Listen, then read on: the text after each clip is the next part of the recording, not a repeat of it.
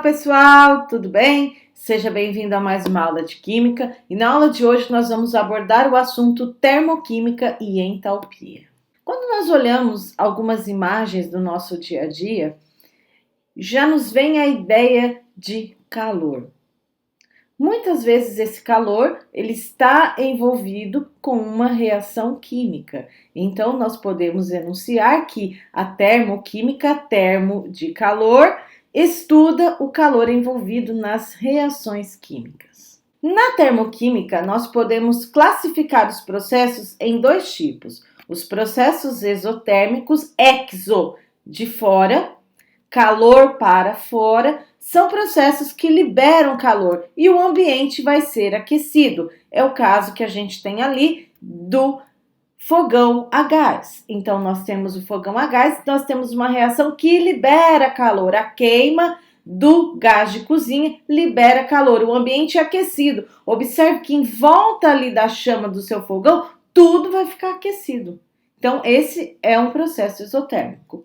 E nós temos processos endotérmicos que absorvem calor. Eles precisam de calor para acontecer. Endo significa para dentro, calor para dentro. Esses processos absorvem calor, eles necessitam, de calor para acontecer. O que vai acontecer com o ambiente? O ambiente se resfria. Isso acontece, por exemplo, quando você coloca álcool na sua mão. E aí você coloca o álcool na mão e você percebe que a sua mão fica geladinha. Por quê? Porque a vaporização do álcool é um processo endotérmico. Ele precisa de calor para poder passar para o estado gasoso. Da onde ele tira esse calor? Da sua mão. Então, o que acontece ali? A sua mão se resfria. Alguns processos exotérmicos que nós temos como exemplo: a queima de uma vela, a combustão de etanol ou combustíveis derivados do petróleo, a solidificação da água, são processos que liberam calor. Então, você coloca a água a uma determinada temperatura, passado um tempo, ela libera calor e a sua temperatura diminui. Processos endotérmicos. Então, como eu acabei de explicar, a vaporização do álcool. A fotossíntese. Por exemplo, as plantas precisam de gás carbônico, de água e energia do sol. Então, as plantas absorvem o calor do sol e podem realizar a fotossíntese. Claro que a gente necessita também de clorofila, Os vegetais são clorofilados. Temos aqui como exemplo endotérmico a fusão da água, que é quando o gelo derrete. Então, quando o gelo derrete, ele está absorvendo calor, ele está numa temperatura dentro da geladeira. Você tira do freezer, e coloca em cima da mesa. O ambiente é mais aquecido. O que vai acontecer? Troca de calor entre o gelo e o ambiente. E o gelo, como está em menor temperatura, vai receber calor do ambiente. Dessa maneira, ocorre então o derretimento do gelo, que é a fusão da água. E agora a gente vai falar um pouquinho sobre calorias. O que calorias, nós temos aí alimentos, tem a ver com a nossa química, Gente, tem tudo a ver com química. De que maneira os alimentos estão relacionados ao conteúdo que a gente está estudando? Nós não utilizamos, como combustíveis derivados do petróleo, mas nós nos utilizamos de alimentos para fornecer energia para que nós possamos realizar as nossas atividades. Da onde vem essa energia, Vem de tudo aquilo que a gente consome, porque cada alimento ele possui o seu conteúdo energético. Ao receber o alimento, o nosso organismo, durante o processo de respiração, ele vai consumir toda a glicose que é fornecida pelos alimentos e está dentro do meu organismo. Dessa maneira, além de produzir gás carbônico e água, nós também produzimos calor. Esse calor, que é energia, ele vai ser utilizado nas diversas atividades, como por exemplo, andar. Se eu andar 5 quilômetros, em 1 hora eu vou gastar 350 calorias, quilocalorias. Se eu correr Uma hora, 800 quilocalorias. E se eu ficar sentado? 70 quilocalorias. Ah, se eu varrer por uma hora, 250 quilocalorias. Tomei banho, 300 quilocalorias em uma hora. Gente, ninguém toma banho de uma hora, né? Espero que não, né? Mas até dormir, a gente tem um gasto energético. É claro que nesse momento, é um momento que a gente não está utilizando o corpo para grandes atividades. Então, o gasto energético é bem pequeno. Então, a gente não pode ficar dormindo o dia inteiro. Se nós observarmos aí, ó, assistir TV, 70 quilocalorias em uma hora. Ou seja, é uma atividade de muito baixo consumo de energia. Então, nós observamos que atividades físicas são aquelas que promovem um maior gasto energético.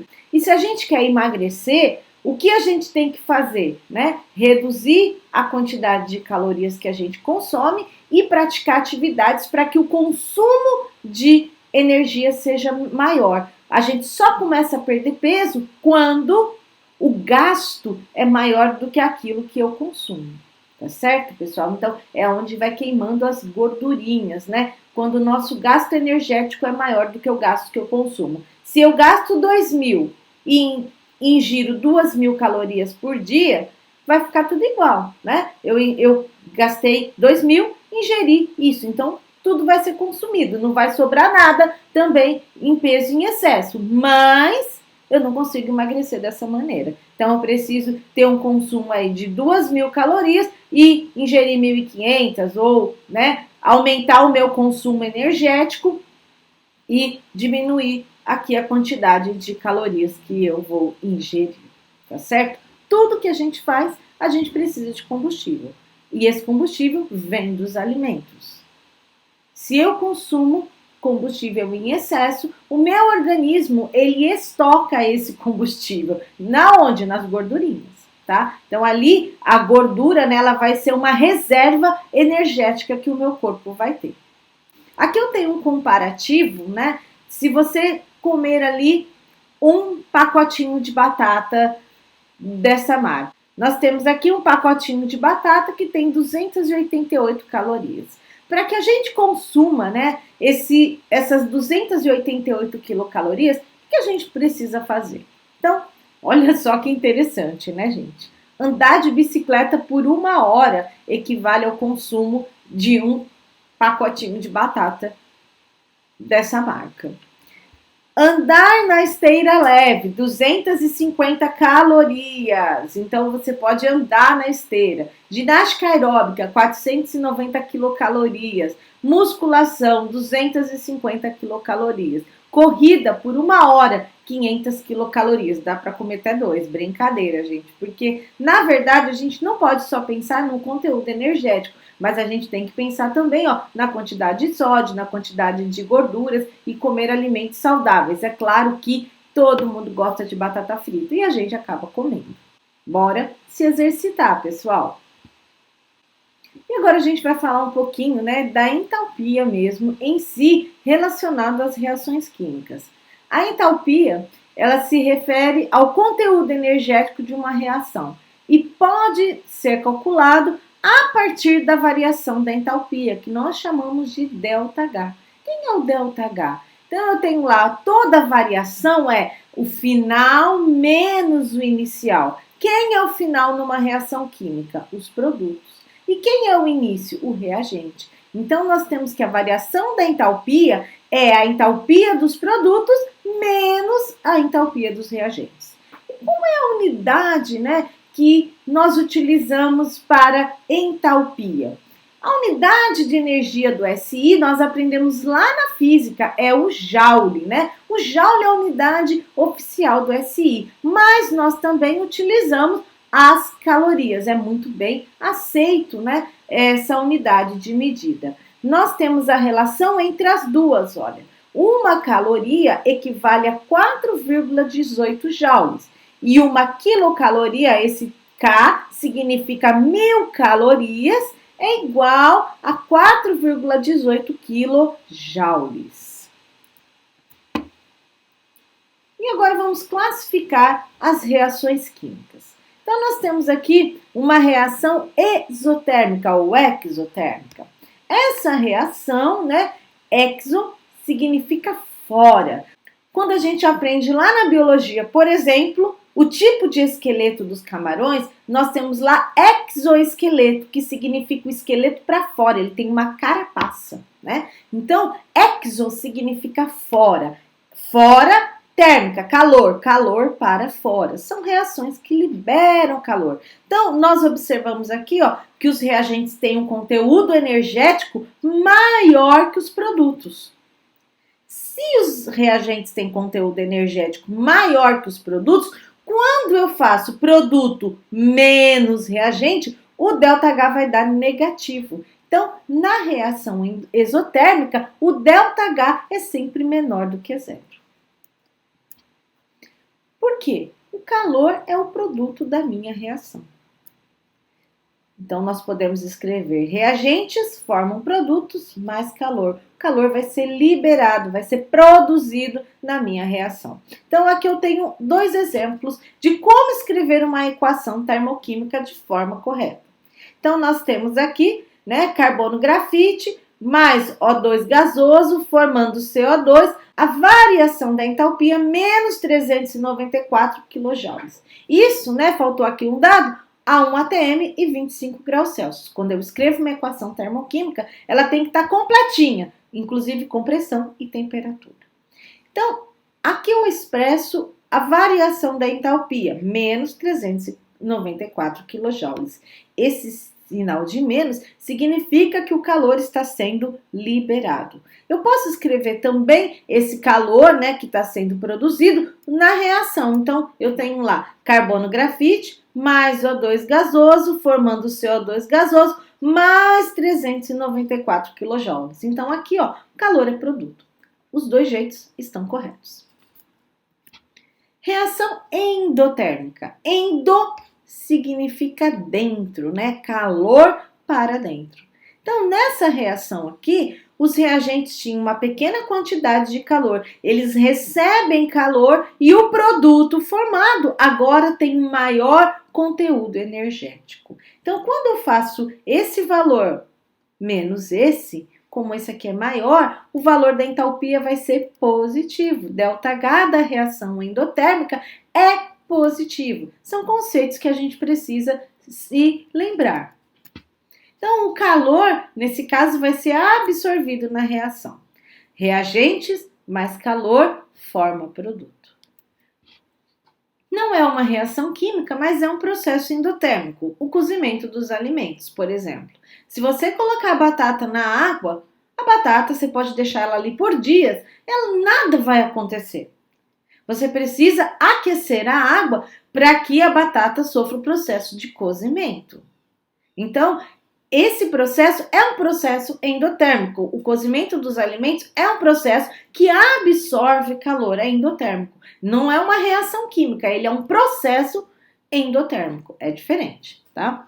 Nós temos aqui a reação de formação do etileno. Então, nós temos lá 2Cs, grafite, mais 2H2, formando C2H4. A variação da entalpia, mais 52 kJ. Então, se eu tenho um sinal de mais, ΔH é positivo, a reação é endotérmica. Eu posso escrever também esse calor como sendo reagente. 2 carbonos mais 2H2 mais 52 kJ formando o etileno. É um jeito também correto de escrever o calor envolvido numa reação endotérmica, como reagente da reação, embora seja mais comumente encontrado na forma de ΔH. Quais os fatores que alteram o valor do ΔH? Então, primeiro, eu tenho os estados físicos dos reagentes e produtos. Nós sabemos que cada estado físico, se nós lembrarmos, né, dos estados físicos, os estados físicos eles têm estados de agregação diferente, sólido, líquido e gasoso. Se eles estão agregados de maneira diferente, o conteúdo energético de cada um deles também vai ser diferente. Então, aqui eu tenho um exemplo da formação da água no estado sólido. A energia envolvida é de 292,6 kJ. Se eu fizer a síntese dessa água líquida, então nós teremos ali 286,6 kJ. E se eu fizer a síntese da água no estado gasoso, eu tenho 242,9 kJ. Então nós observamos que o estado sólido ele tem mais energia, né? Ele tem maior conteúdo energético do que no estado gasoso. Então, uma das coisas que a gente precisa observar na tabela de ΔH, né, de H de formação ou de H de reação, é o estado físico dos componentes. Eles vão ter diferentes valores de entalpia. Depois nós temos o estado alotrópico dos reagentes e produtos. Substância simples no estado alotrópico mais estável tem variação de entalpia zero. Nós vamos discutir já o que é o estado alotrópico e vou mostrar para vocês, né, os diferentes tipos de alótropos. A temperatura. A temperatura é um fator que altera o ΔH. Lembrando que o que é a temperatura, né? É o grau de agitação das moléculas. Então, quanto maior a temperatura, maior a agitação. Então, a temperatura vai alterar o conteúdo energético, certo, pessoal? Então, nós utilizamos geralmente 25 graus Celsius para determinar o valor da variação da entalpia de um determinado produto. E por fim, a quantidade de reagentes e produtos, aonde nós temos ali que a variação da entalpia é diretamente proporcional à quantidade de reagentes e produtos. Por exemplo, aqui eu tenho a variação da entalpia para 1 mol de água. Se ao final, ao invés de 1, forem produzidos 2 mols, então aqui eu vou ter 2 vezes 92,6. Se forem 3 mols, 3 vezes esse valor. A quantidade de reagentes e produtos é diretamente proporcional à variação da entalpia. Pessoal, isso é uma coisa bem simples, né? Quando a gente pensa, por exemplo, num tanque de um automóvel, você vai ao posto e abastece lá, coloca 5 litros. Você tem uma determinada quantidade de quilômetros que você vai conseguir andar com 5 litros. Mas se você encher o tanque, você vai conseguir andar uma quantidade maior. Por quê? Porque quanto mais combustível, quanto mais reagente, maior vai ser a energia produzida. É exatamente isso que acontece aqui nos fatores que alteram a entalpia. E agora a gente vai falar do estado alotrópico. Primeiro a gente tem que lembrar, né, o que é o fenômeno da alotropia. Existem elementos químicos que podem formar mais de uma substância simples. Então, as substâncias simples formadas por esses elementos são chamados de alótropos. Então, por exemplo, o carbono. O carbono ele pode estar ali na forma de grafite, de diamante, de fulereno, de grafeno. O que difere a grafite do diamante? É o arranjo espacial do carbono. Então, o diamante e a grafite são formados somente de átomos de carbono. Mas o que diferencia eles é a forma como eles estão no espaço. Tá? O fulereno e o grafeno, a gente tem um número fixo ali de carbonos. O oxigênio. O oxigênio pode formar 2 alótropos. O oxigênio, que é o gás oxigênio, O2, e o ozônio, que é o O3. O que difere essa substância simples, esses alótropos, né? O número de átomos. Então, eles são diferentes pela atomicidade.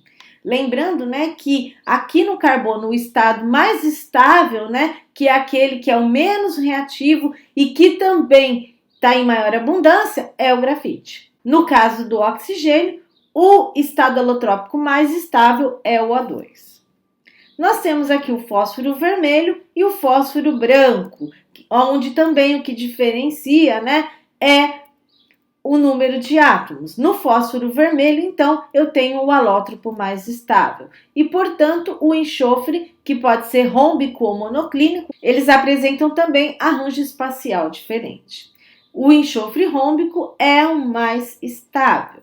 Se nós olharmos aqui o diagrama, né, de entalpia, nós observamos aqui que o diamante, ele possui maior conteúdo energético que a grafite. Lembrando que para substâncias simples, no estado alotrópico mais estável, a gente vai atribuir para eles uma variação de entalpia igual a zero. O ozônio possui uma entalpia de 142,1 kJ, enquanto o oxigênio, né, o gás oxigênio aqui, ele vai possuir entalpia igual a zero. E agora a gente vai ver um pouquinho de exercício do Enem ou outros vestibulares para entender como é que isso funciona. Eu tenho aqui uma questão que diz o seguinte: a glicose C6H12 é encontrada em vários frutos e pode ser obtida pela hidrólise do amido. No organismo, a glicólise é oxidada através de um processo metabólico que ocorre nas células por meio de uma série de reações cuja reação global pode ser representada pela equação a seguir. Então, nós temos aqui a glicose mais oxigênio formando gás carbônico e água, uma reação de combustão, pessoal, e acontece dentro do nosso organismo, né? Então, nós respiramos, consumimos glicose, produzimos gás carbônico e água. Nesse processo, certa quantidade de energia é fornecida ao organismo, cujo valor pode ser estimado a partir dos dados da tabela abaixo. Então, aqui nós temos as substâncias e o valor da variação da entalpia em kJ por mol. Considerando essas informações, o valor da variação da entalpia, ΔH, para a oxidação de 1 mol de glicose é. Então, bora lá.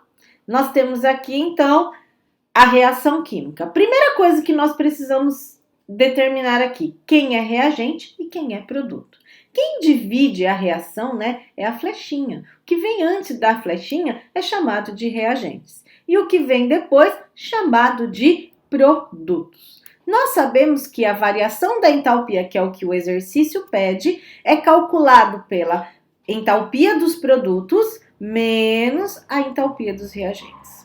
Existem várias maneiras da gente calcular esse tipo de informação, tá?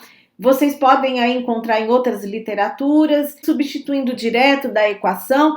E depois de alguns anos dando aula e tentando várias maneiras de ensinar, eu percebi que os alunos aprendem melhor esse tipo de situação, problema, quando eles calculam individualmente os produtos e individualmente os reagentes. Então, eu vou selecionar aqui primeiro os reagentes. Quem é reagente aqui na minha reação? Então, C6H12O6. Então, a entalpia da glicose é quanto, pessoal? 1.277, negativo. Então, menos 1.277.